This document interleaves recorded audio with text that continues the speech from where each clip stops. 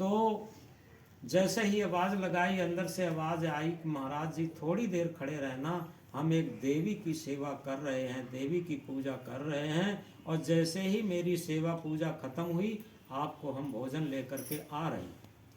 वो महात्मा थोड़ी देर गेट पर प्रतीक्षा करने लगे। थोड़ी देर में वो घर मालकिन आती हैं, थाली में भोजन परोस करके और बड़े आदर के साथ प्रेम पूर्वक महात्मा जी के कमंडल में उन्होंने भोजन परोसा। महात्मा जी को एक जिज्ञासा जगी। उन्होंने कहा कि माता जी एक बात पूछना चाहते हैं कि आप किस देवी की पूजा कर रही थी अभी? तो उन्होंने घर मालकिन ने कहा कि महाराज जी हम उस देवी की पूजा कर रही थी जिस देवी से मेरा सुहाग का जन्म हुआ। समझ गए होंगे सभी लोग, सुहाग कहते हैं पति को। पति का जन्म कहाँ से होता है? सासू माँ से। और सासू माँ की देवी की तरीके से सेवा कर रही थी। तो इस तरीके से यथार्थ में अब ये न समझें हम पश्चिमी देशों की सभ्यता में न बहें, हम ये समझें हमारी भारतीय संस्कृति, हमारी भारतीय शिक्षा पद्धति, हमारी भारत वर्ष की भक्ति की पद्धति यही रही है। सबसे पहले मातृ देवो भव, माता हमारी सबसे बड़ी देवता है। इसके बाद पितृ देवो भव, पिता हमारा सबसे बड़ा देवता है। इसके बाद सदगुरु देवता आचार्य देवो भव, यानी सदगुरु हमारा सबसे बड़ा देवता है। अगर इन देवताओं की पूजा जिस घर में की जाती है, निश्चित है उस घर में किसी बात की कोई कमी नहीं रहेगी। और इसीलिए कहा जिस घर में एक दूजे की बात जाए मानी, उस घर न आए कोई कभी परेशान। जिस घर में एक दूसरे की बात मानी जाती है, प्रेम भाव डांट फटकार को सह करके आपस में सहृदयता से संगठन और प्रेम पूर्वक काम किया जाता है, उस घर में कभी भी कोई परेशानी नहीं आती। और इसीलिए कहा डिफिकल्टीज मेक्स मैन, कठिनाइयाँ आदमी को बनाती हैं। हम ये न समझे थोड़ी थोड़ी कठिनाइयों में, थोड़ी थोड़ी प्रतिकूलताओं में, थोड़ी थोड़ी डांट फटकार में हम अपने मन को छुई मुई बना लेते। जिनका मन छुई मुई होता है वो कुछ नहीं कर पाता।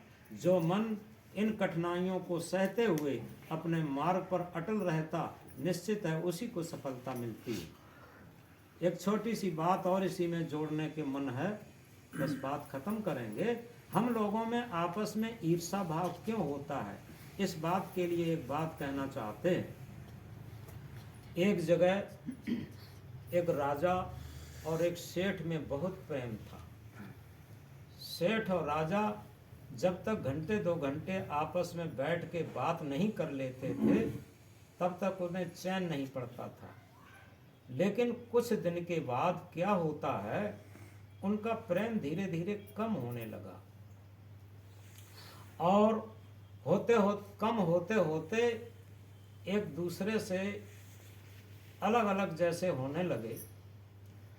और जब अलग अलग होने लगे तो उन लोगों की बात समझ में नहीं आई, दोनों लोगों के, कि बात भी कोई लेना देना हुआ नहीं, कोई हानि लाभ हुआ नहीं, कोई प्रतिकूलता आई नहीं, लेकिन ये बात क्यों हुई?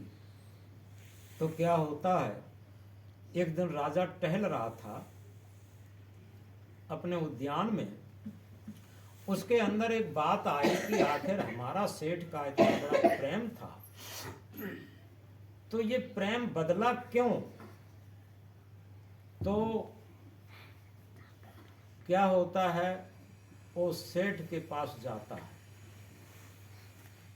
सेठ के पास जाता है और ये कहता है कि सेठ जी एक बात बताओ कि हमारा तुम्हारा इतना गाढ़ा प्रेम था और उस प्रेम में बाधा क्यों आई, इसका कारण क्या है? और उसी के कारणवश एक बात और बताएं कि हमारे मन में एक ईर्षा आई। बड़ी ईमानदारी से बताया उसने, राजा ने, कि इसका उद्गम स्रोत क्या है कि मेरे मन में ये ईर्षा आई कि सेठ अगर ये मर जाता तो निश्चित है इसके कोई बेटा था नहीं, तो इसकी सारी प्रॉपर्टी एक राज्य की प्रॉपर्टी बन जाती है, एक राजा के धन दौलत में मिल जाती। ये हमारे मन में क्यों आया और हमारे तुम्हारे बीच में ये ईर्षा भाव क्यों जगा, मन में ऐसा संकल्प क्यों उठा? ये राजा ने बात कही। तो सेठ ने कहा कि सेठ जी आप बिल्कुल सत्य कह रहे हैं, मेरे मन में भी बात आई। तो सेठ ने कहा कि मेरे मन में एक बात उठी एक दिन कि अगर, क्योंकि सेठ का चंदन बेचने का व्यापार होता था, तो सेठ के मन में एक दिन आई अगर ये राजा मर जाता तो राजा मरने पर चंदन खरीदा जाता और मेरी दुकान का बहुत सारा चंदन बिक जाता तो हमें बहुत सारा प्रॉफिट हो जाता। मेरे मन में भी बात आई। जब दोनों के मन में बात आई तो दोनों ने निष्कर्ष निकाला ये कहाँ से पैदा हुआ। तो निष्कर्ष निकला कि ये यहाँ से पैदा हुआ कि हम लोगों के अंदर स्वार्थ जग गया। सबसे बड़ी चीज ये है कि जहाँ स्वार्थ होगा वहाँ लोभ जगेगा और सारे पापों की जड़ लोभ है। आज तक जितने भी पाप हुए हैं वो लोभ के कारण ही होते हैं। तो लोभ का मूल कारण होता है स्वार्थ। जितना स्वार्थ जगा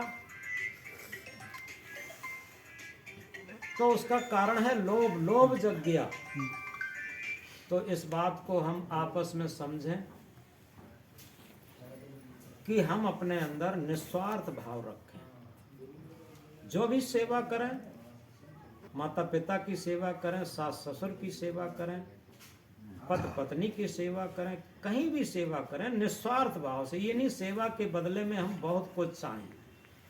जब निस्वार्थ भाव से सेवा होती है, संत गुरु की सेवा करें, निस्वार्थ भाव से सेवा करें। ये कहा निस्वार्थ साथ दे सज्जन का, निस्वार्थ साथ दे सज्जन का सच्चा उपकार यही तो है। दुनिया में सबसे बड़ा उपकार यही है कि हम निस्वार्थ भाव से सेवा करना शुरू कर दें। जिस जगह रहते हैं, चाहे परिवार में रहते हैं, समाज में रहते हैं, आश्रम में रहते हैं, कहीं भी रहते हैं, जब निस्वार्थ भाव से सेवा हम शुरू कर देंगे तो हमारे अंदर त्याग भाव जागृत हो जाएगा। और जहाँ त्याग भाव जागृत हो जाएगा वहाँ प्रेम प्रस्फुटित हो जाएगा। सदगुरु कबीर साहब का सबसे बड़ा ज्ञान, सबसे बड़ा महामंत्र है, पोथी पढ़ पढ़ जगमुआ पंडित भया न कोय, ढाई आकर प्रेम का पढ़े सु पंडित हो। यह तो घर है प्रेम का, खाला का घर ना है, शीश उतारे भोय धरे तब बैठे घर माए। ये प्रेम का घर है, भक्ति का घर प्रेम का घर है, शांति का घर, सुख का घर, ये प्रेम का घर है। तो प्रेम न बाढ़ी उपजय, प्रेम न हाट बिकाय, राजा प्रजा नार नर शीश दें ले जाए। हमारा बचपन से ही अहंकार जगने लगता है।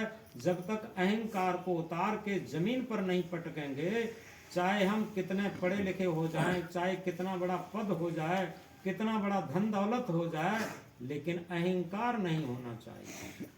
सबसे बड़ी चीज है, जहां पर अहंकार होगा वहां पर सुख शांति हो ही नहीं सकता। सारे विकारों की जड़ अहंकार होता है। आपने देखा, चाहे वो रावण हो, चाहे कंस हो, चाहे दुर्योधन हो, इनका इतिहास तो देखिए।